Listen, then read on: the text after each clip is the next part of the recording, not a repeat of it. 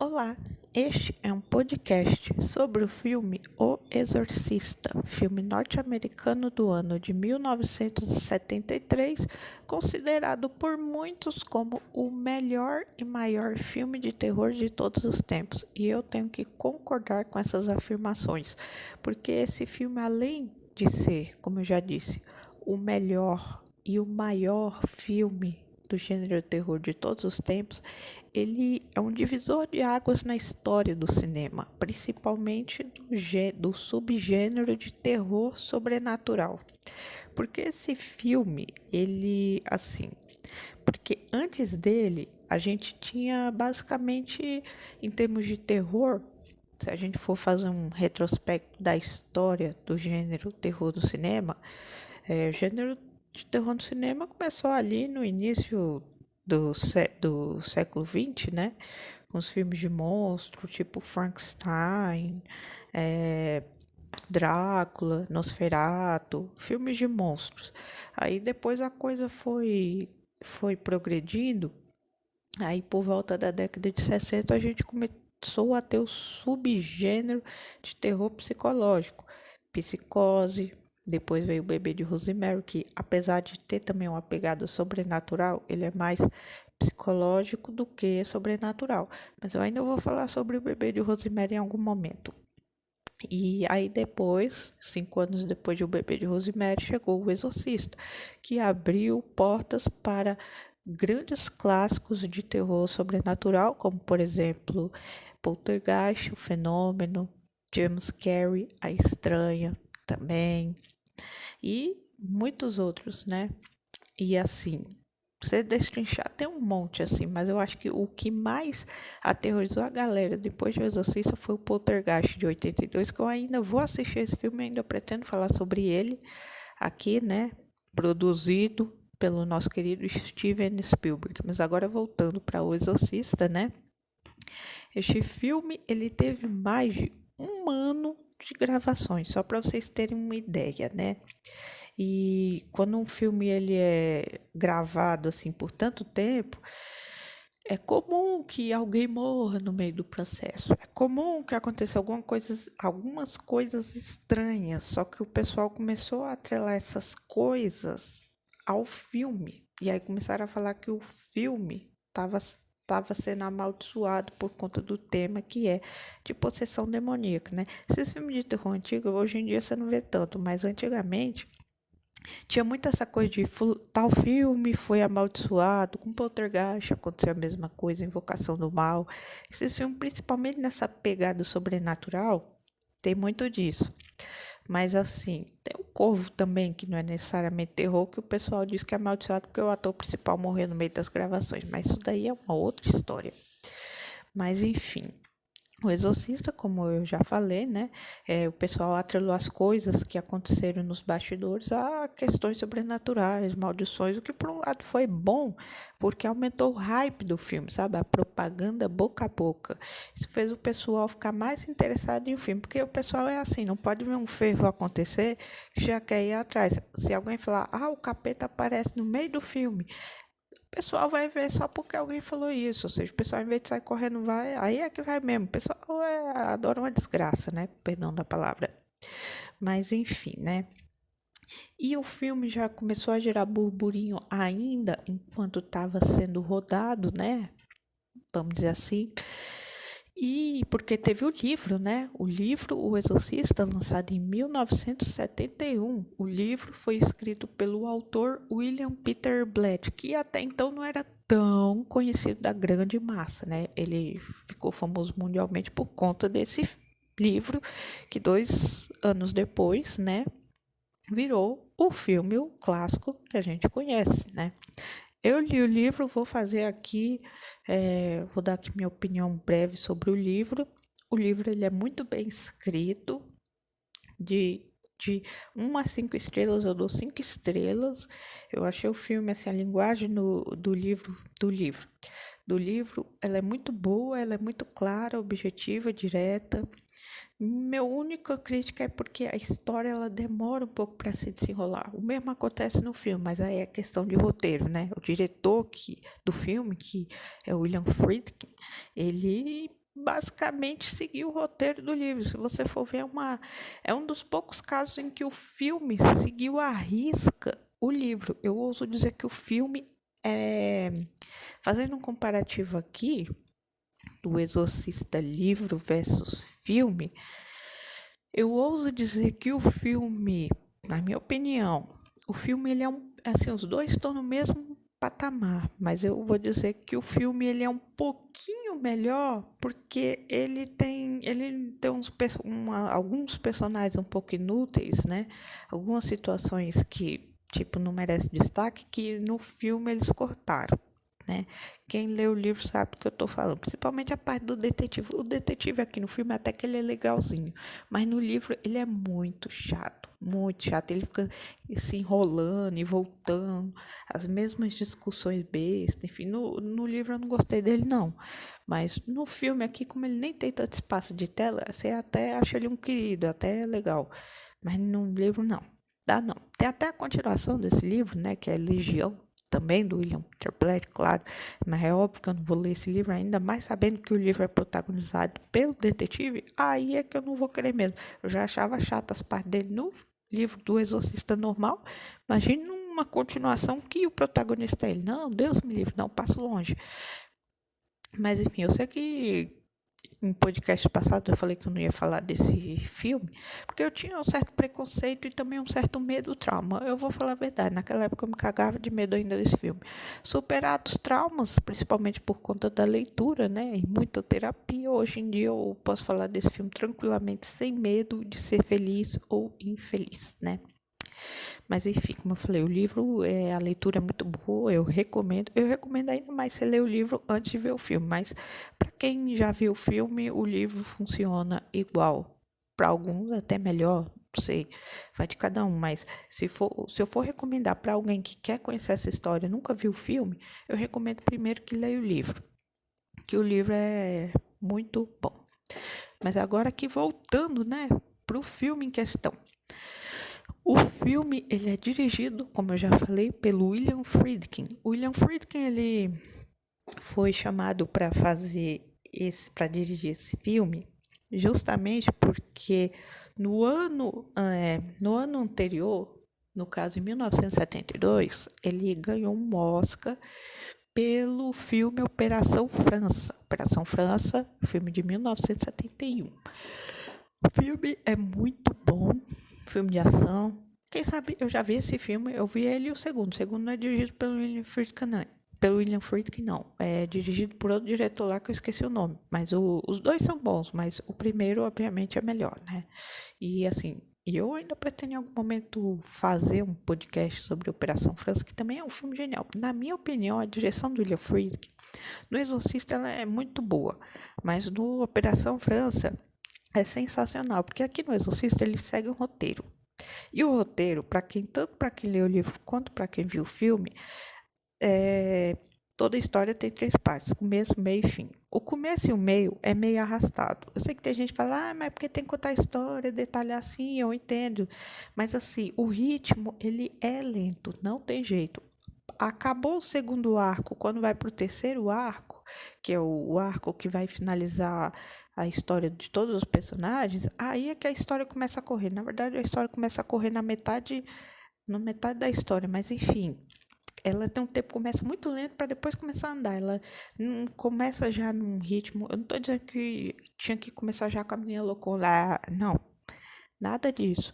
Só estou dizendo que eu achei, tanto o livro quanto o filme, a primeira parte bem arrastada, do meio para o fim que a coisa começa a andar.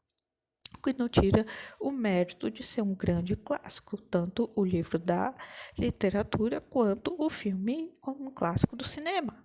Óbvio, mas é uma breve observação minha e muita gente, e não sou só eu não, muita gente reclama disso também, mas é porque eu acho que a gente vive numa era que a gente consome tudo tão rápido, a gente quer histórias rápidas, música também, as músicas estão ficando mais curtas, tem filme que é curto, o povo não tem mais paciência para assistir filme de 3 horas igual antigamente. Enfim, o pessoal está tão acelerado hoje em dia que você pega uma história dessa hoje em dia, ela continua, tanto o filme quanto o livro, eles continuam ricos, poderosos, continuam amedrontando, envelheceu muito bem, não ficou datado, mas o ritmo a gente já sente que, levando em conta para os padrões de hoje, a história ela é assim um pouquinho arrastada. Mas tudo bem, eu não vou me estender nesse ponto, porque tem muita coisa para falar sobre esse clássico do terror, né? Óbvio. Como eu já falei, William Friedkin, né, aqui só fazendo uma breve observação, né? Infelizmente nos deixou em 2023, ano passado, né? Mas que bom que ele teve 50 anos após o lançamento do filme para ver o quanto a sua obra marcou a história do cinema, né? Tudo bem, teve várias controvérsias, mas segue seu legado firme até hoje e tem uma legião de fãs no mundo inteiro. Pro bem ou pro mal, todo mundo já ouviu falar sobre esse filme. Mesmo quem não já assistiu, já ouviu a chamada na TV, né, quando passava no SBT, ou ouvia naquelas pegadinhas de internet que aparece a cara da Reagan na tela toda com aqueles gritos horrorosos. Eu tomo mais susto com o grito do que com a cara, mas enfim, né, às vezes a cara, não, a cara nem tanto, mas o grito é o que dá medo mesmo, né, porque efeito sonoro, pá, do nada. Mas enfim, a direção, né, William Friedkin, né, e ele foi escolhido pelo autor do livro, que é o William Peter Blatty. E o William Peter Blatty, além de ser o autor do livro, O Exorcista, ele também é o roteirista do filme e também o produtor principal, né? Tanto é que, tipo, o filme ele chegou a ser indicado ao Oscar de melhor filme, é claro que não ganhou, teve um boicote danado. Eu recomendo para vocês vocês assistirem um vídeo da Lenoguer Críticas, que ele coloca assim, a academia e o boicote a O Exorcista. Eu super recomendo que vocês vejam esse vídeo, porque ele explica direitinho como é que a academia do Oscar boicotou esse filme. Eles tiraram até a categoria de melhores efeitos especiais só para esse filme não ter esse Oscar, não ter essa estatueta, porque ia ser dele, obviamente. Eles fizeram o máximo que puderam para esse filme não ganhar nenhum Oscar, mas ainda assim levou 2 estatuetas. Tanto é que o próprio autor, o William Peter Blatty, depois falando em entrevista, eu fico muito feliz de ter recebido o Oscar, porque ele recebeu o Oscar de melhor roteiro adaptado. Fico muito feliz de ter recebido esse Oscar, principalmente por conta de todo o boicote que foi feito ao meu filme, né? O Daleno Guerra explica direitinho como é que esse boicote foi feito, né? E funcionou. Infelizmente, né? Porque ali era uma prova, era um momento da academia mostrar, tipo, foi o melhor filme. Quando você fala de 1973, a gente só lembra desse filme. Tem outros filmes também, mas a gente só pensa nesse. Por quê? Porque foi o melhor. É que nem agora, né? Saíram as indicações do Oscar recentemente, né? Tá tendo todo uma conversa, né? Um alvoroço por conta do filme Barbie tá sendo indicado, tudo. Aí tem Oppenheimer também, que em breve eu vou fazer um podcast, prometo. Mas Oppenheimer, ele segue sendo como um grande favorito. Muita gente acha que Barbie. Até o Daleno Gar fala. Gente, eles não priorizam terror e nem comédia. No caso, o Exorcista terror, Barbie comédia. Eles nunca vão dar um Oscar para um filme desses. Por quê? Porque o negócio deles, eles querem continuar ali na redoma deles, na bolha deles, na zona de conforto. Qual é a zona de conforto da bancada da academia? Filmes de drama, ou seja, pegar nos dias de hoje, Oppenheimer, provavelmente Oppenheimer vai levar essa estatueta, eu acredito, mas enfim. Esse é assunto para um outro vídeo. Quem sabe quando tiver o Oscar eu faço um podcast especial sobre o que eu achei dos candidatos, né, dos vencedores no caso, né. Eu achei indicação de Barbie o Oscar um completo disparate. Eu fiz um podcast recente sobre Barbie, falei que gostei, tudo. É aquele filme Sessão da Tarde para você assistir com a família, de boa, tá? Legalzinho, tipo, mas para Oscar, não. O próprio Exorcista ele tem peso de filme Oscar. Por quê? Porque ele tem toda uma carga dramática, tem toda uma história séria, uma história que envolve religião, que envolve ciência. Então, tem todo um enredo construtivo, mas Barbie não. Barbie é comédia galhofa para você passar o tempo, tipo as Branquelas. Eu acho que se fosse nos dias de hoje era capaz das Branquelas ser indicada ao Oscar, né? Do jeito que a academia tá. Mas enfim, voltando aqui pro Exorcista, né? A gente vai e volta. O filme teve distribuição da Warner Bros. Pictures e o seu lançamento se deu no dia 26 de dezembro de 1973 nos cinemas norte-americanos. Tipo, Feliz Natal, 25 de dezembro, no dia seguinte, vamos botar capeta no cinema, né? Achei a estratégia de marketing sensacional. Melhor do que isso, só se tivesse sido lançado no dia 24 ou 25. Aqui no Brasil, né, para variar, ainda mais naquela época, chegou no dia 11 de novembro de 1974, né? Nesse dia que o filme chegou no Brasil, vergonha, né? Quase um ano. Tipo, o pessoal aqui lendo no jornal falando sobre o filme, tudo, quero ver esse filme. Que não sei o que é esse filme. E nada, aí só no dia 11 de novembro de 74 é que chega no Brasil. Por curiosidade, é no mesmo dia, foi nesse mesmo dia que nasceu o ator Leonardo DiCaprio, né? Eu sei que não tem nada a ver com o que eu tô falando aqui, mas é só um adendo porque eu sou dessas, eu gosto de falar coisas aleatórias, né? E só uma observação para Leonardo DiCaprio, que vergonha a academia, não indicar ele a melhor ator pelo filme do novo do Scorsese, né? Que vergonha. Quer dizer, indica o Ryan Gosling por Barbie, mas esquece do Leonardo DiCaprio. Eu sei que a categoria é diferente, mas vergonha, né? Mas enfim. O orçamento de O Exorcista, prestem atenção, foi 12 milhões de dólares. Você pensa, foi barato, o filme para os padrões de hoje é barato, mas para a época era muito dinheiro. Mas, olha só, em compensação, a bilheteria foi de mais de 441 milhões de dólares, ou seja, foi lucro total, né? Orçamento de 12 milhões, bilheteria 441 milhões de dólares, ou seja, sucesso. Foi o grande filme do momento, a maior bilheteria do ano. Óbvio, não precisa nem sair pesquisar a bilheteria dos outros filmes para saber que isso foi a maior bilheteria do ano de 1973, né? Filme. E assim, e isso, presta atenção, e deu esses 441 milhões de dólares em bilheteria mundial. E isso porque teve muitos países que não quiseram exibir esse filme por achar o tema polêmico, principalmente países assim muito religiosos, tipo Vaticano, entre outros. Países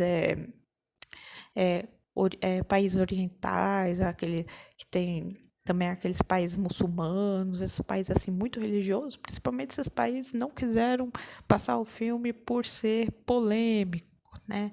Vamos dizer assim, quem viu o filme sabe do que eu estou falando, né? Até porque se você está escutando este podcast, eu acredito que é porque você viu o filme, né?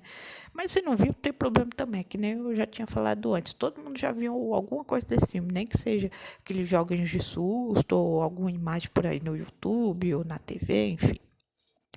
Né? O filme foi e mesmo com esse boicote rendeu mais de 400 milhões de dólares. Se não tivesse boicote em relação aos países, a questão de exibir, certeza que teria sido o primeiro filme da história a bater a marca de 1 bilhão de dólares. Eu nem sei que filme foi o primeiro a bater 1 bilhão. Eu não sei se foi Titanic, enfim. Eu não sei, eu não estou dizendo que foi, mas estou dizendo que até então, até o ano desse filme, do Exorcista, nenhum filme ainda tinha batido a marca de 1 bilhão de dólares.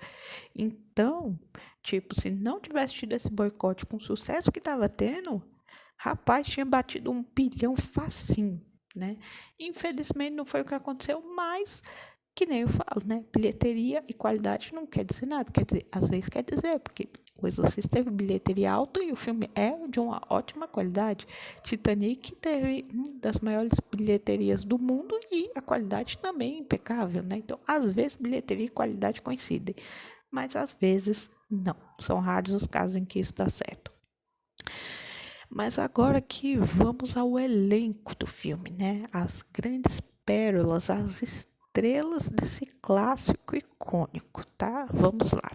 No elenco nós temos a nossa querida, no filme nem tanto, Linda Blair como Regan Teresa McNeil, a nossa protagonista, né? A menina possuída, ou como muitos dizem por aí, a menina do exorcista, né? A gente já conhece essa história.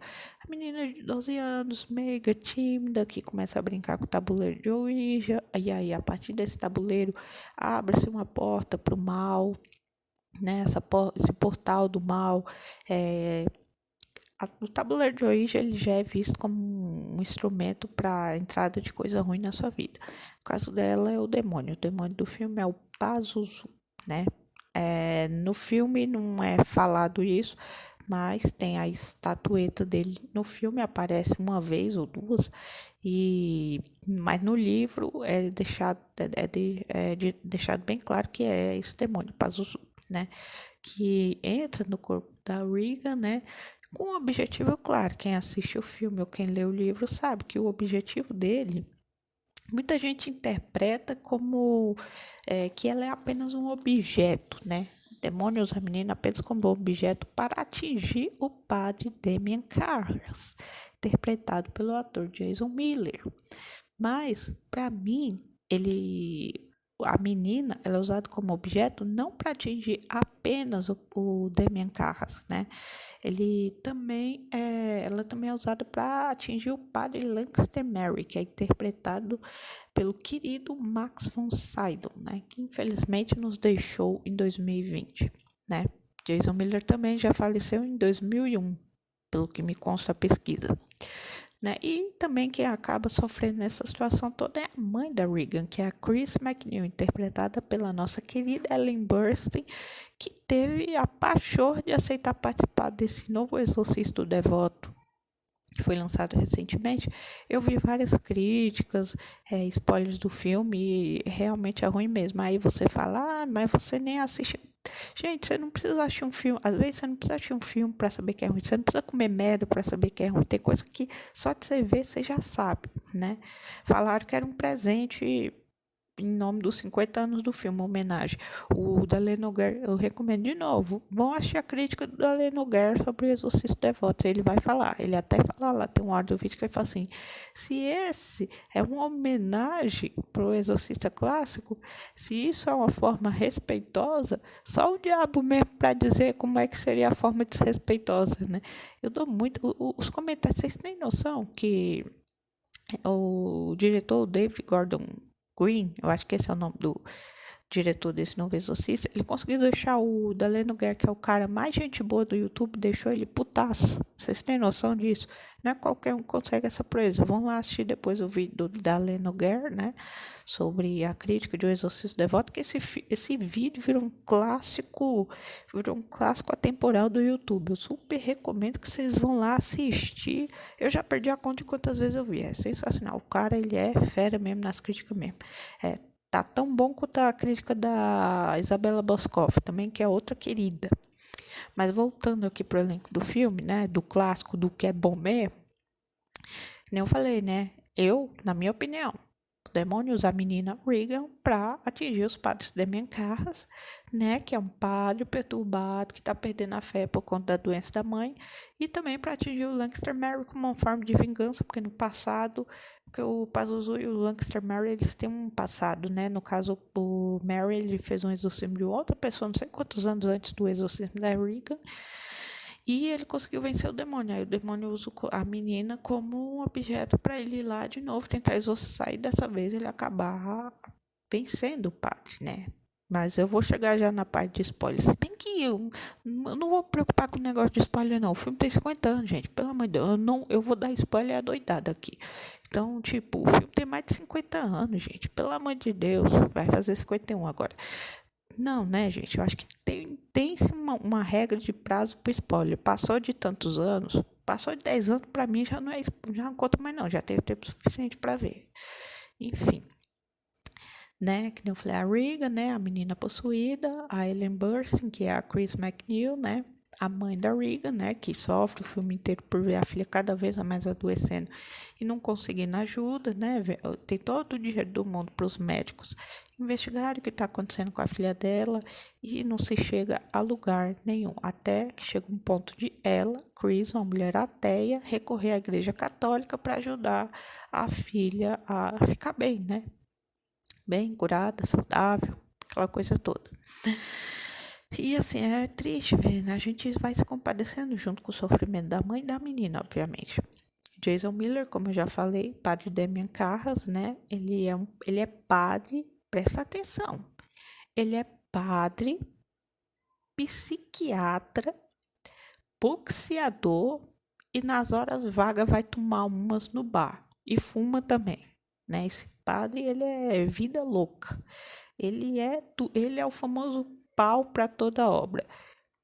No livro ele é muito deprimente. No livro a impressão que passa é que ele tá deprimido o tempo inteiro. A gente entende, a mãe morreu, tudo, mas antes mesmo da mãe morrer, ele já tá muito deprimido, agoniado, não tá satisfeito com nada. E o Jason Miller, ele entregou uma atuação espetacular, porque ele tá com aquela cara de burro cansado o tempo todo, que é exatamente o que como o personagem se sente por dentro, uma pessoa cansada, né? É como se ele corresse, não chegasse a lugar nenhum, né? E o Demian Carlos, ele fica muito frustrado porque ele poderia ter seguido o caminho da medicina, né? Ganha muito dinheiro. Só que escolheu o caminho da fé. E agora a mãe dele tá doente e ele não tem dinheiro para tratar. Aí ele fica deprimido até que chega o ponto que a mãe dele morre. Foda-se, spoiler, vou dar mesmo. A mãe dele morre, né? E aí é que ele fica deprimido cada vez mais, ao ponto de se questionar. Acho que tenho fé ou não? Mas mesmo assim, ele segue dando as missas dele, não quer nem saber. Nós temos aqui também, como eu já falei, o Max von Sydow como o padre Lancaster Mary. Ele só aparece no começo do filme, né? Que é na parte do norte do Iraque, os 10 primeiros minutos do filme. E depois ele aparece faltando 20 minutos, 25 minutos para o filme acabar, que é quando ele chega na casa da Chris para exorcizar a Rick. Não tem muito tempo de tela, mas o pouco que tem aqui ele mostra uma presença imponente, né? E a gente pensa, o nome do filme é O Exorcista, tá? Mas quem é o exorcista? É o Padre Carlos ou é o Mary? É o Mary, tanto é que a figura do Mary que tá na capa do filme, não a figura do Carlos, né? Tanto é que quando o Damian Carlos vai até a igreja solicitar autorização para exorcizar a menina, é o cara lá, eu acho que é bispo, né? Ele fala assim: você vai fazer, mas eu vou solicitar um exorcista para ir com você. Ou seja, não é ele o exorcista oficial. Ele tá lá unicamente como papel de ajudante, entendeu? E também como psiquiatra, porque lendo o livro deixam claro que é bom ter um psiquiatra, alguém ali junto, né? Enfim. E, ou seja, o exorcista, né? A figura, o exorcista é o Mary, mas os protagonistas da história é o Mary. Não exatamente, ele é o exorcista, ele é a figura principal pro exorcismo, mas protagonista aqui é o Damian Carras, né? A menina, ela também, ela é o coração do filme, né? Assim, é por conta dela que tudo acontece. Mas o protagonista é o Damien Carlos. Tanto é que o demônio quer atingir o Mary como vingança, mas ele quer atingir principalmente o Damien Carlos por conta da sua fé tá abalada, né? Aquela coisa toda. E usa a menina como objeto porque a menina aparentemente é um ser feliz, né? Não teria graça o demônio possuir uma pessoa que já tá lá na merda, vamos dizer assim. Tem que atingir uma pessoa feliz para atingir ainda mais uma pessoa que não está tão feliz, que no caso é o Padre Casco. Depois ele se compadece da situação da Regan e decide ajudar a Chris, né? Começa uma investigação para poder. No filme essa investigação é bem rapidinha, mas no livro começa a investigação e várias conversas até conseguir a autorização da igreja, que é um pouquinho mais rápido. Porque é que nem eu falei, né? A primeira parte do filme ela é muito lenta, mas depois começa a correr. Então não tem tempo para ficar enrolando, entendeu? Que nem eu falei, se tivesse um pouquinho mais adiantado lá no começo, daria para contar essa parte do meio pro fim de uma maneira mais calma. Mas tudo bem, já foi, já passou. Vamos continuar aqui. Nós também temos no filme o ator Lee Jacob como o tenente William Kinderman, o detetive lá, né? Que eu falei, o detetive, né? O Kinderman, ele aparece no filme, no livro também. No filme, ele aparece para investigar a morte do diretor amigo da Chris, que é o Birkin Dennis, que é interpretado pelo Jack McGowan. Jack McGowan, né? O Birkin Dennis, ele era um diretor, né? Porque a Chris é atriz, era um diretor conhecido de longa data da crise, bebia pra caramba, falava um monte de palavrão, falava um monte de merda. Aí morreu, não fez muita falta. Desculpa. Morreu e aí a morte dele, encontraram o corpo dele virado no fim da escadaria do lado do quarto da Regan, encontraram o corpo dele, a cabeça dele virada para trás, sabe? Igualzinho a Regan faz na cena do crucifixo, eu já vou falar desse momento. E assim, o Burke, ele é um tremendo de um filho da puta, com perdão da palavra, né? E o Kinnaman, ele aparece com um objetivo no filme. E no livro também. Ele aparece com um único objetivo na história. Descobrir como que o Burke Dennis morreu. Acidente, assassinato, tudo leva a crer que é assassinato. No livro, ele começa a descobrir que ele começa a desconfiar que tem a ver com bruxaria. Depois ele descobre que tem uns padres andando na casa da Regan. E aí ele começa, no livro deixa bem claro que ele acaba entendendo o que está acontecendo ali. Mas no filme isso não fica bem entendido, né? Só aparece lá no final do filme quando um outro padre que é amigo do Carras fala assim, a menina e a mãe já foram embora. Ele, mas a menina já tá bem? Ele já tá bem. Aí ele fala assim, isso que importa, né? Ou seja, no filme ele só fala isso, mas no livro, até numa conversa que ele tem com o padre Carras antes dele voltar para casa da Chris, porque no livro ele tem essa saidinha, ele sai do meio do exorcismo, tem um momento lá que ele vai para casa e depois ele volta para casa da Regan, mas nesse trajeto de ida e volta, ele acaba encontrando o detetive no caminho, eles conversam e o detetive meio que dá a entender que finalmente entendeu o que está acontecendo. No filme, infelizmente, tem isso, seria interessante. Até porque no filme o detetive ele é interessante. Eu acho que ele é interessante justamente porque ele não aparece tanto, mas enfim, isso aí já é outra história. E no fim das contas ele acaba não descobrindo porra nenhuma, fica por isso mesmo e é isso aí. No filme nós também temos William O'Malley como padre Joseph Dyer. O William O'Malley, presta atenção, ele é um padre de verdade, ele era, né? Enfim, não sei se está vivo ainda. Ele é um padre de verdade que foi chamado para participar do filme. Olha só que loucura. Mas mais loucura do que isso, ele aceita participar. E ele é amigo, né? Ele interpreta o padre Dai e ele interpreta muito bem, principalmente para quem não é ator. Isso me lembrou, sabe o que? O filme Cidade de Deus, que chamaram várias pessoas que não eram atores para participar do filme, para dar um maior realismo. Eu acho que era isso a intenção eu acho que era essa a intenção do William Friedkin, chamar um padre de verdade para interpretar um padre para dar um maior realismo. E funcionou, né? Ele interpretou direitinho ali, né? O personagem o Dyer, ele é um querido. No livro ele também é um querido, às vezes um pouquinho chato, intruso, mas no geral ele é bem legalzinho. E no filme nós também temos a atriz, essa sim atriz, Kit Wynn, como Sharon Spacer, que é a babá da Regan e secretária da Chris, né? No livro, ela tem uma participação na história muito maior do que no filme. No filme aqui ela é quase como se fosse uma figurante, né? Ela não tem tanta importância. Eu diria que ela não tem importância nenhuma. Mas no livro a importância dela é gigantesca, principalmente durante o período do exorcismo. A diferença do livro para o filme é que, sabe a cena do exorcismo da Regan? Porque durante o filme, a menina e os dois padres no quarto só. No filme, não. Entra a mãe, entra a Sharon para trocar os lençóis, para ver como é que tá a saúde da menina. Aquela coisa toda, fica entrando, saindo toda hora. Tem hora que dá até raiva. Se bem que o exorcismo do livro é bem chifrinho, né? Vamos combinar que no filme, né? Essa parte do exorcismo, o filme dá de 10-0 no livro, né? Vamos combinar que o livro foi uma parte bem... Tipo, a parte que é para ser o auge, né? O ponto alto antes do fim, né? O clímax da história, no livro fica muito meh.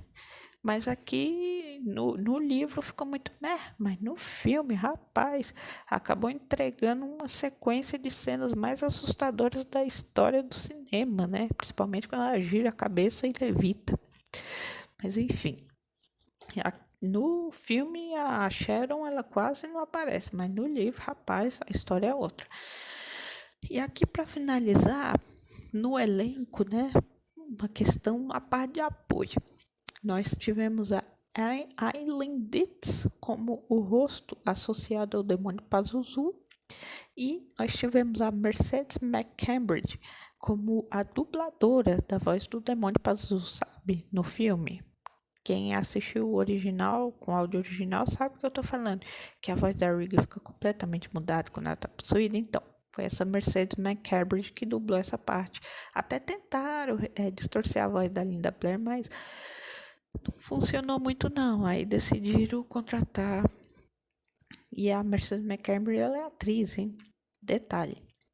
E assim, aí contrataram ela pra fazer a voz do demônio. Ela tomou umas piritas, comeu ovo cru, fumou um monte de cigarro pra depois, quando já tivesse com a voz acabada, tipo, agora é a hora, agora é o momento. E funcionou muito bem, que aquela voz ela é bem sinistra. Vocês percebem, é uma voz que não é puxada nem muito pro feminino, nem muito pro masculino. Pra mim, sou um pouquinho masculino, mas tudo bem. O importante é que quiseram deixar uma coisa bem sinistra e conseguiram, né? E agora vamos aqui rapidamente ao meu top 20.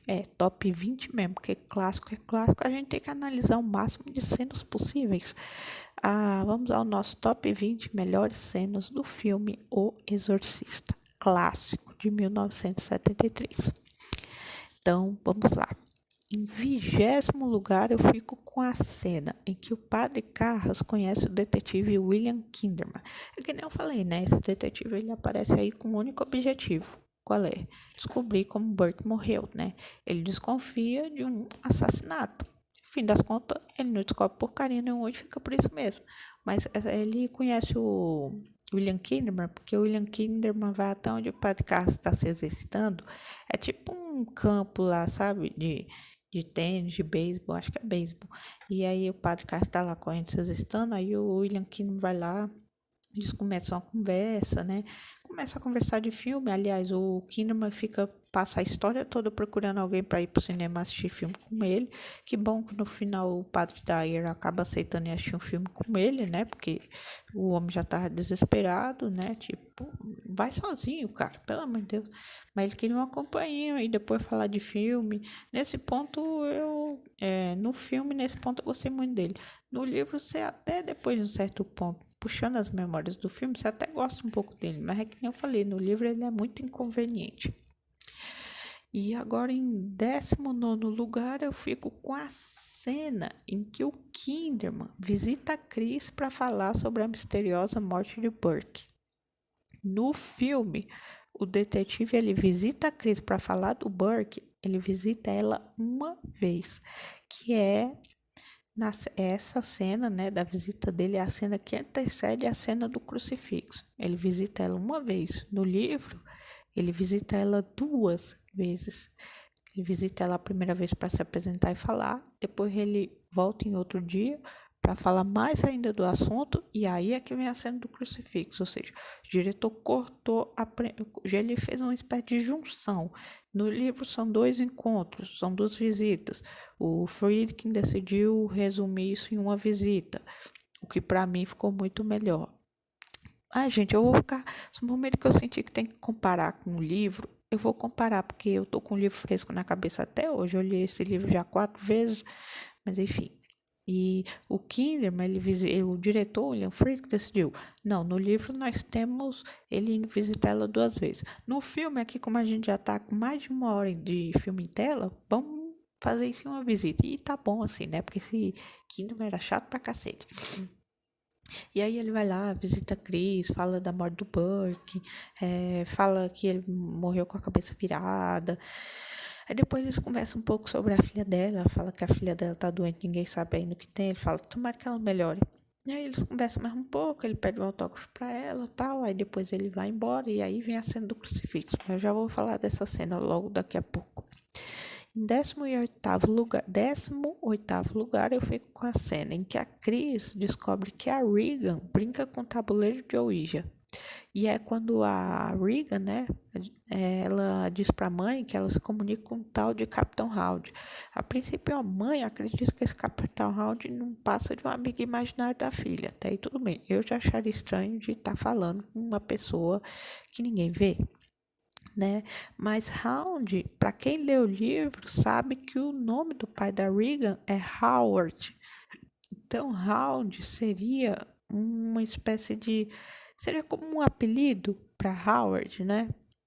faria sentido. Só que esse Capitão Howard, conforme a gente vai avançando tanto no livro quanto no filme, a gente descobre que o Capitão Howard é, na verdade, o demônio Pazuzu, né? Tentando ali conversar com a Regan por meio do tabuleiro de Ouija para ir adentrando a mente dela. E quanto mais ele adentra a mente dela, mais fácil fica para ele entrar no corpo dela. Eu sei que vocês vão falar, mas ele é um demônio, você pode entrar no corpo de quem quiser a hora que quiser. Sim, mas pro plano dele funcionar, plano do diabo, a coisa tem que ser feita direito, não é assim bagunçado, não é carnaval. Ele tem que preparar o território para depois atacar, que nem guerra, né? Basicamente isso que ele fez. Que nem eu falei, a menina é um objeto, né? Porque, e para poder atingir o alvo, que no caso, depois no fim das contas a gente descobre que é o Padre Carras, ele tem que preparar o território antes, né? Para conseguir atingir o seu objetivo. Óbvio. E a menina é um objeto. E se ela é um objeto para ele chegar, para ele atingir um alvo, tem que ser a coisa, tem que ser feita direito. Que nem eu falei, aqui não é bagunça. Por isso que eu tô falando que esse filme ele é um clássico, né, gente? Aqui é tudo muito bem narrado, contado direitinho, analisado, né? Enfim, mas essa cena que a menina descobre o tabuleiro, que a mãe descobre que a menina tá brincando com o tabuleiro de Ouija, mas o mais sinistro é que a menina diz que não precisa. A mãe fala, vamos brincar junto, precisa de dois, ela, menina. Não precisa de dois, não. Eu faço isso sozinho o tempo todo. Meu Deus do céu. Essa era a hora da mãe tirar essa porra da mão da filha. Para com isso. E tacar fogo, né? Muito doido. E agora, em 17º lugar, eu fico com a cena em que a Chris conversa com o Dr. Klein sobre as mudanças no comportamento da Regan. Porque depois, né, da menina tá brincando com o tabuleiro, começa a conversar com a Cris, tal, tudo. Depois de um tempinho, ela começa a apresentar um comportamento estranho. O que, que a mãe pensa? Problema de cabeça, vamos levar no médico. Óbvio, ninguém já vai automaticamente pensar em exorcismo. Óbvio. E a Cris leva para esse Dr. Klein, que aparentemente é um clínico geral, não sei lá. E aí eles fazem vários exames na menina, né? Os exames, principalmente exame de sangue, imagem, tudo, dá tudo normal, né? Ninguém entende nada. A Cris fala pro Klein que a menina tá mentindo, que a menina fala coisas estranhas, que ela que ela não se concentra mais em matemática, porque era uma matéria favorita dela. O Klein diz que pode ser algum distúrbio psicológico. Ela pergunta, vamos levar para psiquiatra? Uma das primeiras alternativas é falar que sim, ou pelo menos um psicólogo, se não quiser começar a passar medicação. Mas ele fala, não, vamos esperar, meu Deus, a menina é doente, vamos esperar o quê, meu Deus? Mas tem uns médicos que eu vou te contar, até parecia que ele estava esperando a menina piorar, e foi piorando, óbvio. No livro, o autor, né, William Peter Blatty, ele é muito explícito em relação, é mostrado com maior detalhes como o demônio vai degradando o corpo e a alma da nossa querida ou não Regan, né? É uma sensação de aflição. Ele descreve como a pele dela vai apodrecendo, como ela tá ficando magra. No filme isso não é tão mostrado, só porque quando ela já tá na fase demoníaca, ela tá lá deitada na cama coberta o tempo todo. Enfim, e no livro também é relatado que a menina ficou mais agressiva, que a menina se irrita com facilidade, anda cansada, enfim. No livro é feita uma descrição, uma espécie de lista do que mudou no comportamento dela, né? E no filme ela tem essa breve conversa com o médico explicando isso, né? Em 16º lugar, agora sim uma cena que deu muita aflição em muita gente, eu vim descobrir isso tempos depois, que muita gente saiu correndo na época do filme, porque na época do filme foi um bafafá do cão, né? O filme era do cão, tinha que ter um bafafá do cão, óbvio. Que o pessoal, nas cenas aterrorizantes, o pessoal saia correndo do cinema, vomitava, tinha saco de vômito, tinha ônibus para levar gente do interior para ir na cidade ver o filme, porque onde morava era tão longe, era tão isolado que não tinha cinema, um pandemônio, né? Esse filme fez fora do filme, na realidade das pessoas, né? E assim, foi um caos, né, gente? A coisa tava tomando proporções gigantescas, né? pessoa estava passando mal e depois descobriu tempo depois que a maioria dessas pessoas que saíam correndo nem era nas cenas de possessões, era nas cenas dos exames da Regan na clínica. E essa é a nossa 16ª melhor cena, que é a cena em que a Regan é submetida a um exame de arteriografia. Ah, e o que é arteriografia? Vai no Google, pesquisa, tá? Porque isso aqui é um podcast sobre o filme, não sobre exames clínicos médicos. Basicamente, é um exame que eles querem analisar o cérebro dela. É como se fosse uma ressonância, só que detalhando aos mínimos detalhes as veias do cérebro, né? Um exame que vai mais além. Não era mais fácil ter feito uma ressonância? Se já existia arteriografia naquela época, você vai me dizer que não tinha ressonância? Era só fazer uma ressonância com contraste e ver no que dava, né? Mas enfim, né? O autor decidiu que ele ia fazer um exame mais complexo e mais doloroso de se ver. No livro não é detalhado tanto como é feito, mas no filme eles mostram que, olha, uma maravilha. Tem coisas no filme que é melhor do que no livro, né? Por isso que os dois funcionam bem, porque cada um à sua maneira se superou. Por exemplo, o exorcismo também no filme é melhor do que no livro, porque no livro é muito chinfrim, é muito pobre, é exorcismo da Shopee. Aqui não, aqui o exorcismo ele não vou dizer que é real, porque ele pula a alguns momentos da realidade, como levitar e virar a cabeça completamente, mas assim, ele é muito explícito, né, e assustador. Em 15º lugar, agora aqui no nosso top 15, 15º lugar, a cena em que o Carras grava conversa com a Regan.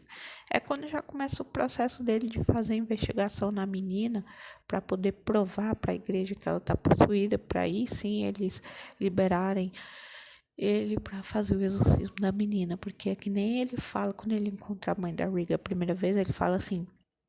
Ela fala, como é que se consegue um exorcismo? Ele até faz uma piadinha. Primeiro você tem que botar a pessoa na máquina do tempo. Ela, eu não entendi ele. Senhora McNeil, essas coisas não existem mais. Ela, desde quando? Desde que a ciência descobriu sobre doenças psiquiátricas, tipo esquizofrenia, essas doenças. Faz a pessoa delirar, achar uma coisa que não é, enfim. E ele até meio que culpa a igreja por tratar casos psiquiátricos como caso de possessão, ou seja, tipo, gente que precisava ser curada com remédio foi tratada com exorcismo, não adiantou nada, piorou. Enfim, o exorcismo de Emily Rose, ele retrata essa dualidade, né? Você me pergunta, você já viu esse filme? Não, pretende assistir? Provavelmente não, gente. Só que eu tô fazendo esse podcast, é só um experimento, sabe? Eu achei o Exorcista há muito tempo, aí muitos anos depois, mais de uma década depois, reassisti. Aí depois li o livro, li mais uma vez, 4 vezes li o filme, li o livro, e aí eu decidi fazer esse podcast, até porque eu ainda não tô com um podcast de Oppenheimer pronto. E eu quero fazer um podcast bem explicadinho de Oppenheimer, né? Porque Oppenheimer é o filme do ano. Então, nesse meio tempo, eu decidi fazer um podcast para não ficar muito tempo sem postar aqui, porque esse ano eu quero postar mesmo. Para não ficar muito tempo sem postar nenhum podcast aqui, eu decidi postar de O Exorcista, que é um filme que eu já tenho de cor salteado na minha cabeça. E o livro também. Enfim, é por isso que eu decidi gravar esse podcast, né? Mas vamos voltar aqui pro nosso agora top 15, né? Que nem eu falei, em 15º lugar, a cena em que o Carras grava a conversa com a Regan, né? É quando ele mostra ele diz pra Regan, possuída, que é uma água benta, só que depois a gente descobre que é água de torneira. Ele fala isso pra mãe da Regan, ele tentando provar que a menina sabia que era água de torneira, só que o demônio, até no livro é retratado isso. Demônio, você viu a pressa que eu te peguei com a água benta, a minha encenação? Você caiu direitinho, né? Tipo, entendeu? No livro, a questão dos diálogos, aqui fazendo um comparativo do filme com o livro rapidamente, os diálogos do Carras com a Regan possuída são muito melhores no livro. No livro, nossa senhora, você se deleita. Você não tem medo do demônio do livro. Pelo contrário, você acha até um personagem carismático. Você acha ele em alguns momentos até melhor do que os personagens principais. Olha só que loucura. No filme, não. No filme não tem esse carisma. No filme, ele é só pra dar medo. Tacar o terror na galera e é isso aí. Vamos vender bilheteria e aloprar geral por aí, né? Enfim. Em 14º lugar, eu fico com a cena em que o Dr. Klein sugere a Chris que ela procure ajuda da igreja para ajudar Regan. Não é que, nossa, eu acredito que, tipo, leva sua filha no padre e ele exorciza ela e ela melhora. Ele sugere isso a Chris, mas não porque ele acredita na igreja, na fé, aquela coisa toda, não. Porque ele acredita que a menina acredita que está possuída. Então, ela está agindo como uma pessoa possuída. Então, se ela vê um padre chegando para exorcizar ela de verdade, ela vai acreditar que foi exorcizada e vai voltar ao normal. Sabe a tal da autoafirmação? Sabe? Autoajuda, a pessoa se ajuda. Então, é basicamente isso que é mais ou menos isso que ele acredita que possa acontecer com a menina. Então, a Cris xinga, a equipe médica, não sei quantos médicos, ninguém faz porra nenhuma, não sei o quê, estão doidos. No livro ele ainda pergunta, por que você não avisa o pai da menina? Ela, nem morto que eu vou falar pra ele, não sei o quê. No livro tem até conversa da Cris com o pai da menina, né? Mas no filme ele só é citado umas 2 ou 3 vezes, enfim, né? No livro ele é ainda mais ausente. No filme, quer dizer, ele é ainda mais ausente. Também não faz diferença nenhuma para a história, né? Enfim. Agora vamos ao nosso 13º lugar. Em 13º lugar, eu fico com a cena em que a Cris conhece o Padre Carras e pede que ele ajude ela a curar a sua filha, a menina Regan, né? Se encontra dos dois, né? Logo depois da cena do crucifixo, que a menina vira a cabeça e a Cris percebe que a menina, ela usa a voz do Burke Dennis para perguntar para ela se ela sabe o que a filha dela fez, né? No caso, a Regan. E aí, com aquela voz do Burke girando a cabeça, do mesmo jeito que falaram que encontraram a cabeça dele girada, ela percebe que a menina matou o Burke sob efeito de uma possessão demoníaca. Aí ela passa a acreditar, vamos dizer assim, né? Ela conversa com o Carlos, ela só fala que a menina matou o Burke muito depois, lá depois da, sabe quando que nem eu falei já, que ele grava a conversa com a Riga, depois da gravação da conversa, que ele conversa mais um pouco com a Cris, aí a Cris decide abrir o jogo, falar, minha filha, ela matou ele. E o padre, cada vez sem entender, com aquela cara de burro cansado que a gente conhece tão bem, né? Mas o padre, pelo menos, ele tá, apesar dos problemas pessoais dele, ele tá disposto a ajudar uma criança que ele nunca nem viu na vida, não tem contato, não tem nenhum tipo de conexão, mas ainda assim ele decide ajudar, ou seja, ele é uma boa pessoa. Ele fala, eu acho que eu tô perdendo minha fé, mas em nenhum momento ele perdeu a fé dele. Tanto é que ele sacrifica a própria vida em nome da alma daquela criança. Ou seja, você quer prova de fé maior do que essa, né? Agora vamos aqui em 12º lugar. Em 12º lugar, eu fico com a cena em que a Sharon mostra a Carras um pedido de ajuda marcado na barriga de Regan, né? Tá, help me, na barriga dela. Ela fala assim, a Chris não pode ver isso. Chama ele no meio da madrugada enquanto ele tá escutando as gravações, toma um baita do susto. Essa cena do susto, inclusive, falaram que o ator se assustou de verdade porque o diretor, William Friedkin, ele deu um tiro ali perto dele, aí ele tomou um baita do susto. O próprio ator em entrevista já falou isso. Mas enfim, o personagem, o Damien Carras, né? Ele toma um susto com o telefone, que é a Sharon pedindo para ir imediatamente até a casa das McNeil. Ele chega até a casa e fala, a Cris está dormindo, ela não pode ver isso. Eles entram no quarto da menina, que está gelando horrores, né? Tá gelando horrores porque quando o demônio, depois que o demônio fica de vez no corpo da menina, o quarto ele fica muito. Aliás, o quarto ele já estava gelando desde o começo da história. Mas aí, conforme vai adentrando o corpo da menina, ele vai ficando cada vez mais gelado. No livro diz que fica mais fedorento, que a menina tá cagando, mijando sozinha, tá vomitando direto. Enfim, no filme também ela vomita direto. E assim, e tá aquela coisa muito pesada, muito fedorenta, muito sinistra. E a Sharon mostra o pedido o help na barriga da menina, que é basicamente a Regan, né? Pedindo ajuda. Ajuda por quê? Porque tem um demônio no corpo dela, ela quer se livrar daquilo. E é nesse momento que o Carlos decide ir até a igreja, chegar e falar, ó, gente, essa menina, ela tá doente, e não é doente psicologicamente, é doente da alma. Ela precisa de um exorcismo. E aí, o exorcismo é finalmente concedido para ele. Em 11º lugar, eu fico com a cena em que a Regan urina no tapete da sala na frente dos convidados da Chris, né? Que a Chris convida uma galera para ir até a casa dela, né? O pessoal vai lá, tudo.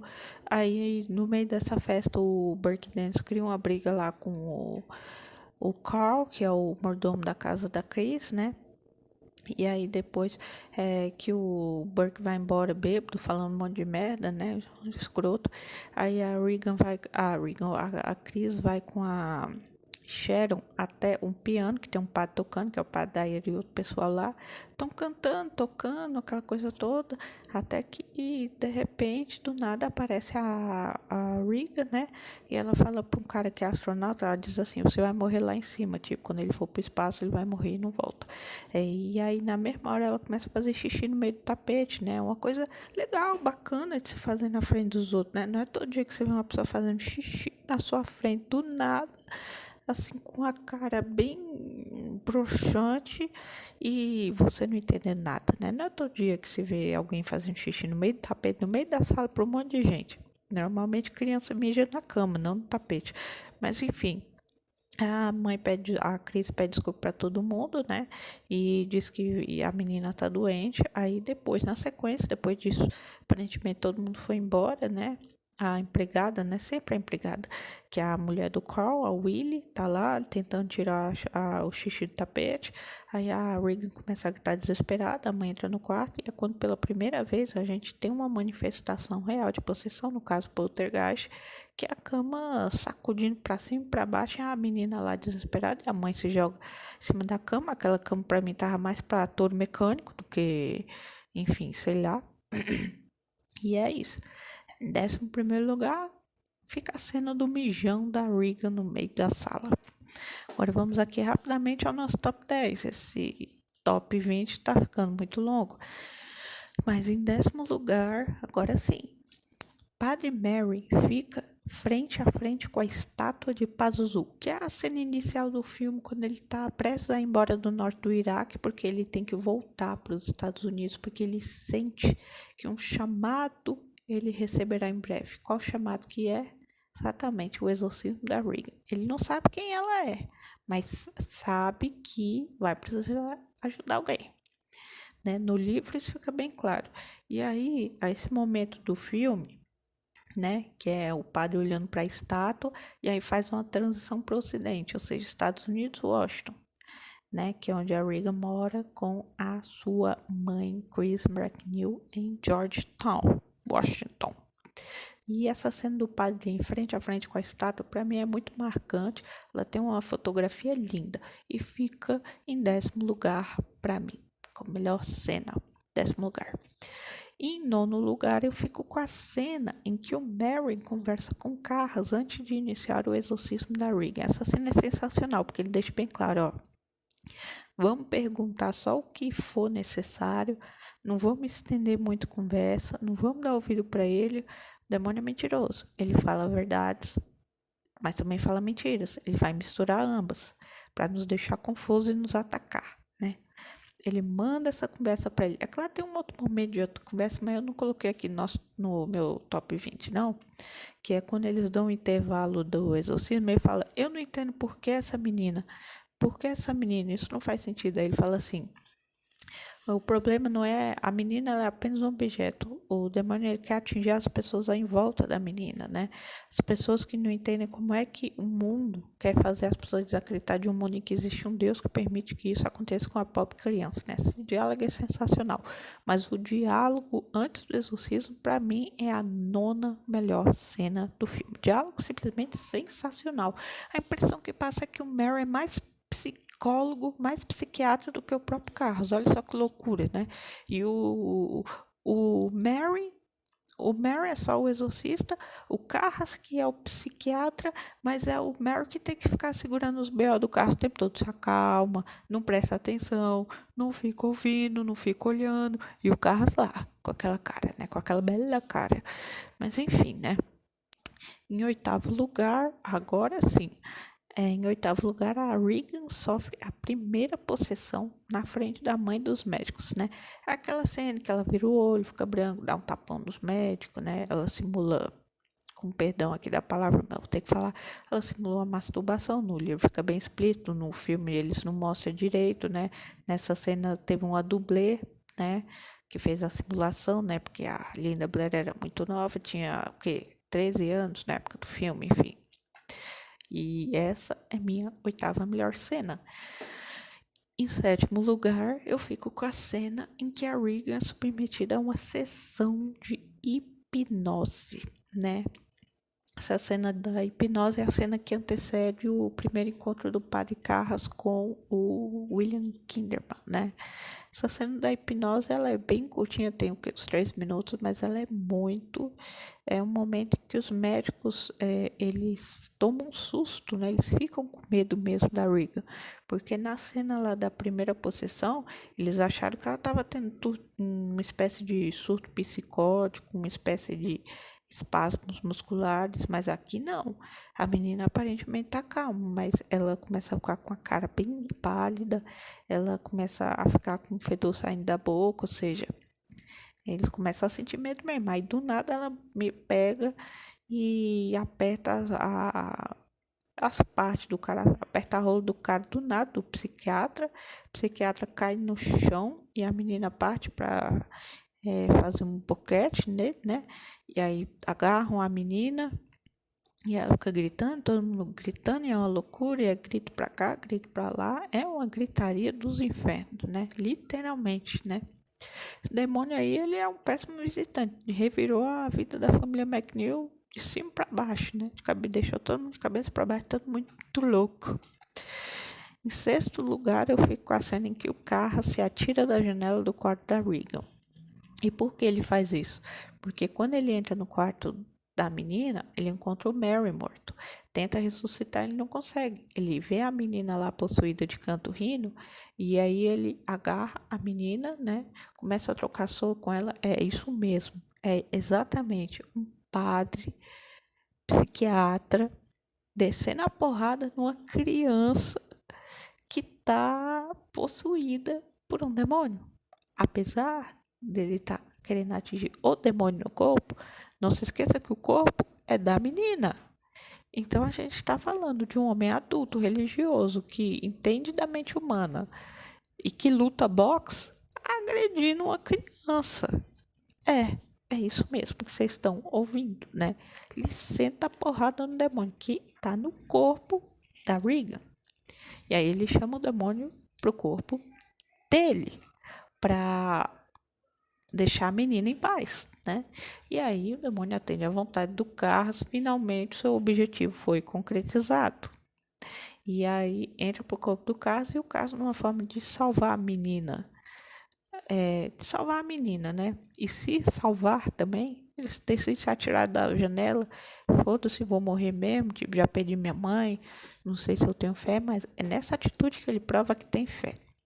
Tanto é que no livro, né? No livro deixa bem claro, ele morreu, teve velório, tudo, mas até o padre Dyer fala, eu não sei se foi, eu acho que foi para a mãe da Regan, né? No filme não mostra essa conversa, mas no livro mostra que ela fala assim, a impressão que eu tive quando eu vi ele antes de morrer é que ele estava feliz, tipo, feliz por quê? Porque ele conseguiu salvar a menina e percebeu que tem fé. Uma pena que o Carlos não conheceu a Regan mesmo, a menina, sem o demônio, sem aquela bizarrice toda. Agora vamos ao nosso top 5 de melhores cenas. Em quinto lugar, eu fico com a cena antológica clássica. Daqui pra frente é só cenão. Quinto lugar é a cena da Regan virando a cabeça em 360 graus durante a sessão de exorcismo. Não tô falando de quando ela tá com o crucifixo e vira a cabeça. Não, tô falando já no exorcismo. Quando ela vira 360 graus total, olha pro padre Carras, faz aquela cara bonita, né? Do jeito que tá. Depois, na sequência, ela já levita, né? Essa sequência é sensacional. E em quarto lugar, eu fico com a cena em que o Mary chega à casa de Chris. E ele para na frente da casa e tem uma luz sobressaindo a ele, né? Uma luz assim, como se estivesse indicando a chegada dele, que é basicamente o pôster do filme, né? Essa cena é antológica, fotografia sensacional. Todo o terror do filme só nesse pôster, que é essa cena, você já sente ali. Você vê que quando o filme é bom. O filme de terror que é bom já te dá medo no posto, né? Só isso que eu digo.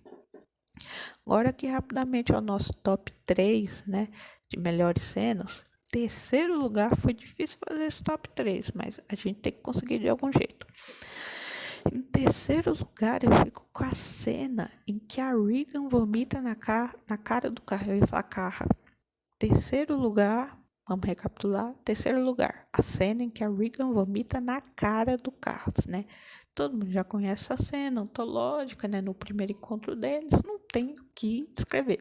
Para os curiosos de plantão, aquele vômito verde é sopa de ervilha, tá? Muito obrigado pela informação, de nada. Agora, em segundo lugar, que rufem os tambores. Em segundo lugar, a cena em que a Regan, ela se... eu não gosto muito de usar esse termo, porque ele é um pouco pesado. Vamos dizer assim. É a cena em que a Regan se machuca, né? Que a Regan machuca suas partes íntimas com um crucifixo e ela vira a cabeça em 180 graus, ou seja, ela vira a metade, ela não vira toda igual lá na cena do caso. É a cena do crucifixo, basicamente. Em segundo lugar, eu fico com a cena do crucifixo. Essa cena é muito pesada, muito profana. Esse filme, ele vai contra tudo que a igreja prega, mas eu acho que o filme chocou por isso, porque foi uma junção do visual apavorante da Regan com todas as profanações que a personagem dela possuída fala. Eu acho que uma junção desses dois é que formou um grande clássico do terror. Porque depois de O Exorcista a gente teve um zilhão de filmes de exorcismo que vai nessa mesma linha, só que a coisa já ficou tão repetitiva que já ficou escrachante, né? Esse Último Exorcista mesmo é a prova disso, né? Enfim, em segundo lugar, a cena do crucifixo. Agora, para mim, em primeiro lugar, eu acho que a cena que eu já vi muita gente, para mim nunca deu medo, eu confesso. Se eu estiver despreparado por aí à noite, até posso tomar um sustinho, mas no geral não dá tanto medo. Se você comparar com as outras cenas que eu já falei aqui, né, que são bem mais chocantes, tipo a do crucifixo, por exemplo, e do exorcismo, quando ela levita ou vira a cabeça. Em primeiro lugar, eu acho que é a cena até mais famosa do filme, né? Que é a cena em que a Regan desce as escadas de costa como uma aranha. Tanto é que não é à toa que em inglês o nome dessa cena é Spider Walker Scene, que é a cena do andar da aranha, uma coisa assim. Se for traduzir para o inglês literal, é basicamente isso, ou seja, né? É basicamente a cena da Regan descendo nas escadas de costa, né? Em primeiro lugar, a cena mais famosa do filme, né? Esse filme ele é um clássico atemporal. Em primeiro lugar, eu fico com a cena das escadas, como eu já citei 3 vezes, porque essa cena, ela é uma obra de arte, né?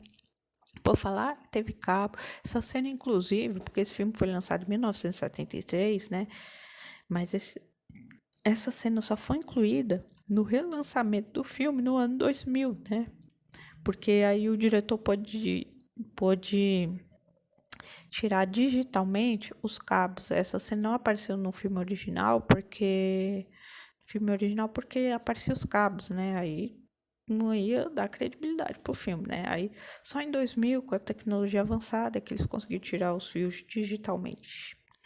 E aí essa cena virou... A impressão que eu tenho é que esse filme, O Exorcista, porque ele foi lançado em 2 épocas, em 1973, óbvio, e depois no ano 2000, né, o seu lançamento, quando o William Friedkin adicionou 11 minutos a mais de cenas, né, no filme. A impressão que eu tenho é que esse filme, ele... além de ter envelhecido bem, obviamente, mas por um bom tempo, você vê que de 73 para cá, o filme ele teve o seu legado, marcou, mas teve um período que ele ficou meio esquecido no churrasco junto com as filhas da Adriana Bombom. Mas assim, quando ele foi relançado em 2000, parece que se reacendeu, principalmente por conta dessas cenas clássicas. E aí o que aconteceu? Você me pergunta, eu respondo. O filme voltou com tudo e com força para o imaginário das pessoas, né? E aí voltamos a ter uma overdose de filme de exorcismo. Depois desse lançamento é que começou esse frenesi maluco de filme de exorcismo. Porque até então tinha lá um ou outro filme com essa pegada de possessão, de demônio, essa coisa. Mas depois do relançamento do ano 2000, parece que o filme... É como se o filme tivesse sido lançado pela primeira vez. né? É aquela história, né? Em 1973, o filme que foi lançado a primeira vez, quem viu se borrando de medo. Quem assistiu o filme 50 anos depois é como se estivesse vendo a primeira vez. É basicamente isso. E é que nem eu falei, o filme, quando ele foi relançado no ano 2000, é como se ele tivesse sido lançado pela primeira vez, porque muita gente que não existia na época, óbvio, assistiu, ficou sabendo. Eu sou uma das pessoas que, obviamente, porque eu não sou uma pessoa velha, eu sou uma pessoa jovem, né, 30 e poucos anos, mas, né, jovem, né, que quem assistiu esse filme já deve ter mais de 60, 70, sei lá.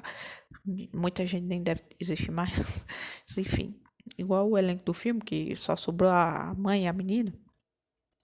E assim, o filme, muita gente, tipo eu, mais jovem, né, que veio bem depois do filme, ficou sabendo desse tempo do filme, foi lá assistir. Alguns casos ficou traumatizado por um tempo, vulgo eu, depois passa, né, depois de muito tempo, a gente envelhece, toma vergonha na cara. É claro que tem casos de pessoas que desenvolvem traumas. Eu vou dizer que esse filme, de um certo modo, ele foi meu trauma de infância por um bom tempo, né? Claro que depois, né, a coisa vai passando. Eu tinha muito medo. Hoje em dia, até que nem tanto. Eu até posso tomar um sustinho ou outro se eu for pego com alguma imagem desprevenida. Às vezes eu tenho que me lembrar que esse filme existe. Antigamente, não, eu morria de medo. Aí não consegui esquecer. Hoje em dia, não. Eu me distraio com mais facilidade. Eu acho que é por isso que talvez o filme não tenha, hoje em dia, a força em termos de terror igual antigamente. Hoje em dia eu já consigo ver como um clássico atemporal do terror, né? E assim, sensacional, né? Esse filme eu só tenho a dizer coisas boas. E as coisas ruins é traumas de infância, né? Quem nunca, né? Simplesmente sensacional. Agora que vamos rapidamente algumas curiosidades do filme, porque pelo que eu tô vendo aqui, esse vai ser o maior podcast do canal. Vai bater o tempo de Titanic, que eu já falei coisa pra caramba. Agora que vamos rapidamente a algumas curiosidades. Para quem não sabe, o diretor John Boorman, ele chegaram a oferecer para ele para dirigir esse Exorcista de 73, mas ele desistiu do projeto porque considerou a história muito cruel.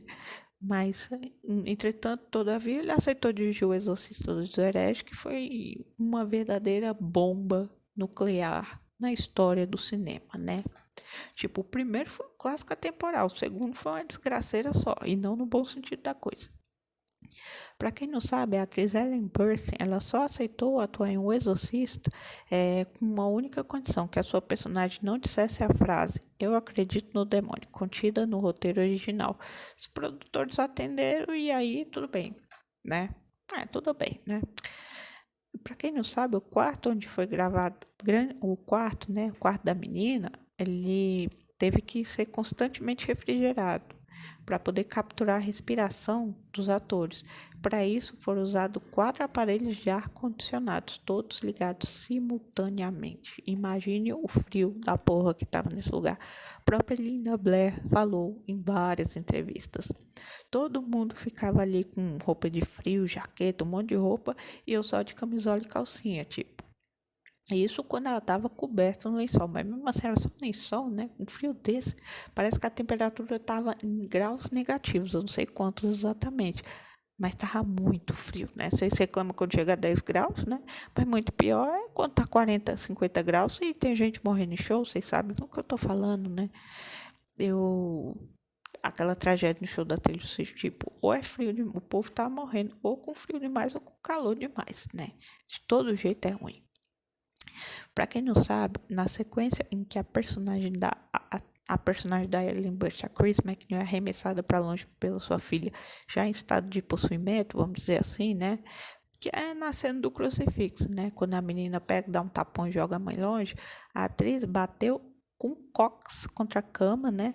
Ela gritou de dor na mesma hora. O diretor achou que era atuação e a cena acabou indo pro filme, sabe? Naquela hora que a menina joga ela e ela dá um grito quando cai no chão, então se machucou de verdade. Inclusive, aqui um adendo, sabe a cena da primeira posição da Riga, que ela que tem os médicos no quarto e vê ela sacudir na cama, que ela fica para frente e para trás? Então, ali era um cabo puxando ela frente para trás. E a menina, tem até uma cena dos bastidores, né? A menina tem uma hora que que ela chora, porque alguma coisa ali machuca ela nas costas. Ou seja, William Friedkin foi um diretor foda, foi um diretor. Como diretor, foi sensacional, né? A gente vê a direção dele em O Exorcista e Operação França. O cara era foda pra cacete, merecia também outro Oscar pelo Exorcista. Mas como ser humano, empatia zero, né? Mas enfim. Para quem não sabe, durante a filmagem, 8 pessoas ligadas à produção ou não, ou a parentes, né, de pessoas da produção ou elenco, morreram de forma não explicada. E é daí que surge aquela teoria que o filme é amaldiçoado, porque morreu a mulher de não sei quem, morreu o bebê da grávida de fulano, o dedão do pedreiro foi machucado. Ah, gente, pelo amor de Deus, né? Me poupe. Para quem não sabe, inicialmente a voz do demônio, eu já falei sobre isso, que ia ser da Linda Blair. O William Friedkin tentou 150 horas de distorção da voz dela, não conseguiu e aí decidiu substituir pela Mercedes McCameron, que fez tudo aquilo que eu falei, comeu ovo cru, tomou cachaça pra cacete, fumou diversas gatas. Ah, gente, isso aí é desculpa, considera essa velha cachaceira aí, já era cachaceira, só precisava de uma desculpa pra ser mais cachaceira e ninguém falar nada, né? Vai saber se já não tinha problema com a família por conta de álcool. Vai saber, já não tinha problema de álcool. Aproveitou essa cena, o que eu tenho que fazer? Então, só tem que fumar e pra cacete, 10 Marlboro por dia, vamos dizer assim, tomar todas as cachaças, vira 10 garrafas de pinga 51 e come ovo cru igual o Rock Balboa. Sim, o Rock Balboa, ele come ovo cru, já tem podcast aqui dos 3 primeiros rocks. Eu prometi que ia fazer um podcast de Rock 4, acabei esquecendo, enfim. Eu não estava num período muito bom. Não vai ficar com os 3 mesmo. Quem sabe depois. Rock 5 e 6, fora de cogitação. Pra mim, a história do Rock vai até o 4. Eu não assisti o 5 e 6, mas pra mim, até o 4 tá ótimo. Eu já peguei o enredo, já peguei spoiler já o suficiente pra saber que o 5º e o 6º tô fora. Se bem que eu falei que não queria fazer um podcast de O Exorcista e olha nós aqui, né? Mas enfim, isso daí é outra história. Ah, e a própria Mercedes McCambridge, né? Falando o diabo, literalmente, ela chegou a processar o Warner Bros. Para que o nome dela aparecesse como voz do demônio nos créditos do filme, porque não apareceu. Se bem que mas isso foi depois do filme, lançado original de 73. Você vai pegar a versão de 2000, que é a versão que você nunca viu, que todo mundo já viu, né? O curioso é que o título da nova versão que é a versão 2000, a versão que você nunca viu. E é a versão que todo mundo viu. Todo mundo viu mais essa versão que é a original. Aí, a versão que você nunca viu. Tem que botar esse título no original, porque a maioria das pessoas só viu esse novo, né? De 2000. Enfim, porque aí na versão de 2000 já aparece o nome dela. Enfim. Pra quem não sabe, que nem eu já falei, né? O filme foi lançado no ano 2000, não é nos anos 2000, durante a década, não. Foi no ano 2000. Acabou 1999, entrou em 2000, novo milênio, novo século, novo tudo. Vamos botar esse filme de novo pra tacar terror em mais gente que não existia na época, né? E aí botaram 11 minutos de cena inserida. E o filme reativou a memória de todo mundo e começou esse frenesi maluco de filme de exorcismo, último exorcismo, exorcismo de não sei quem, exorcismo do Zé Pereira, exorcismo da Maria Chiquinha, exorcismo de sei lá quem. Enfim, começou essa onda aí que, tipo, só funciona esse. Ah, eu gostaria de ver assistir um filme de exorcismo. Só veja esse de 73, né?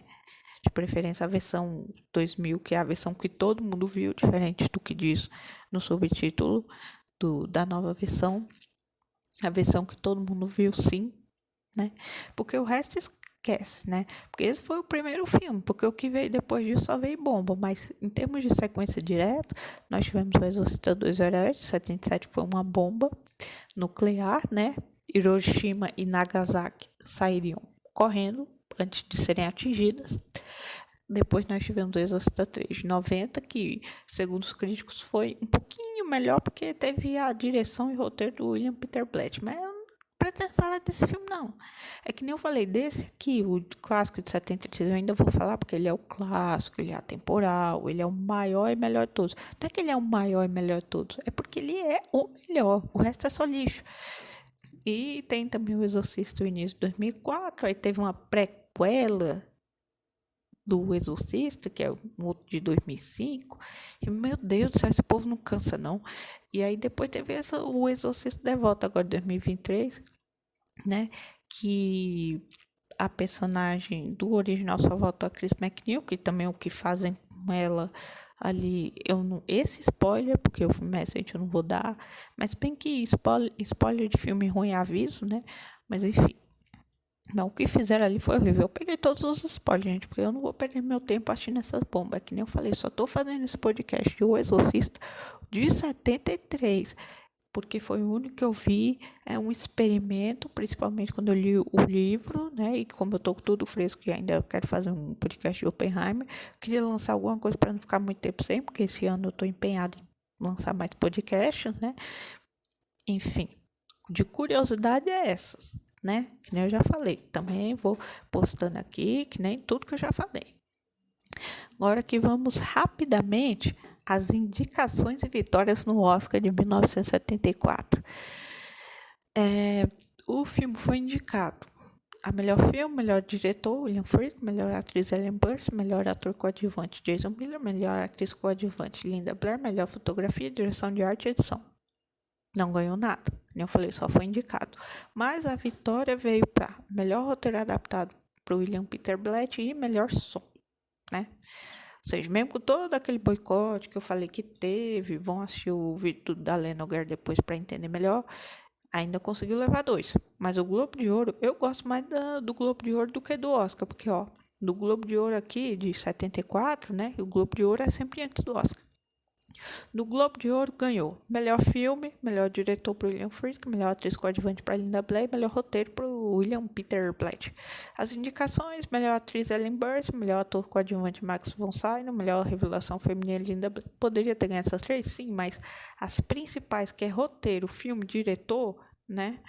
Ganhou. E ainda ganhou a Linda Blair também de melhor atriz coadjuvante, porque aí o povo fala: ah, mas é porque ela não ganhou o Oscar por causa da maquiagem, por causa da voz distorcida, não sei o quê. Mas o empenho, todo o trabalho dramático, todo o trabalho psicológico que ela teve, porque fazer um personagem desse não é só a questão de religião, de demônio, aquela coisa toda, não. Também envolve uma preparação psicológica pesada. Tanto é que a Linda Blair falou que depois do filme ela ficou traumatizada, teve seus traumas por causa do filme, óbvio, né? Se a gente que só viu já fica se borrando de medo e fica anos, já ficou aquilo na cabeça, imagine ela que fez, coitada. Hoje em dia a Linda Blair, ela deixou, né, a indústria do cinema e ela se dedica a cuidar de animais, assim, ela tem a Linda Blair Foundation, né, que é uma fundação que cuida de animais, uma coisa assim, né? E pelo que eu entendi, ela também é vegana, pelo que eu entendi, enfim, ela tá numa vibe muito boa a carreira dela. Quer dizer, a carreira dela não mais de atriz, mas carreira, assim, um trabalho humanitário, né? Cuida dos animais, voltado para essas questões de filantropia, né? Essa coisa toda, assim, muito bacana. Eu até vi recentemente, no ano passado, logo depois que a Miley Cyrus lançou o álbum Endless Summer Vacation, a Linda Blair postou uma foto com ela, né? Porque a Miley também é ligada nessas causas, assim, eu achei bem legal, né? Mas enfim, aqui voltando pro filme, né? Agora teve boicotes, teve justiça no Globo de Ouro e injustiça no Oscar. Mas o Oscar, vamos se preparando para esse Oscar aí de agora, 2024, para vocês verem que o povo tá Barbie, Oppenheimer. Barbie é um filme bom, mas Oppenheimer é o filme, entendeu? Comparar Barbie com Oppenheimer é a mesma coisa de você comparar Filho do Máscara com Poderoso Chefão. Poderoso Chefão, eu sempre dou um jeitinho de inserir ele no máximo de podcasts possíveis. Já fiz 3 podcasts do Poderoso Chefão. Vão lá dar uma conferida depois. Mas o Exorcista aqui, ele é um marco cultural. Se vocês acharam, vocês fãs de Barbie, acharam que o Exorcista foi boicotado, espera só pra ver o que a academia vai fazer aí no filme de vocês aí, Barbie, né? Pode esperar pra ver. O filme é bom, mas essa coisa toda também não. Vamos com calma. Vamos botar um freio nesse carro. Mas enfim, aqui só para resumir, né? O Exorcista segue sendo o melhor filme de terror de todos os tempos, óbvio. né? Mesmo com 50 anos, ele continua tão rico, ele continua com o mesmo peso aterrorizante da época que foi lançado, né? E não é qualquer filme que consegue esse efeito. Por exemplo, Barbie daqui a 3, 4 anos já vai estar esquecido no churrasco, junto com as filhas da Adriana Bobon, mas o Exorcista é atemporal, é para sempre, né? Daqui a 100 anos a gente ainda vai ter gente falando de O Exorcista. Vocês estão entendendo? O filme é simplesmente sensacional. De 0 a 10 eu dou nota 9, só não dou 10 porque eu achei lento uma parte do tempo. E é isso aí, fiquem com este podcast do clássico do horror Exorcista.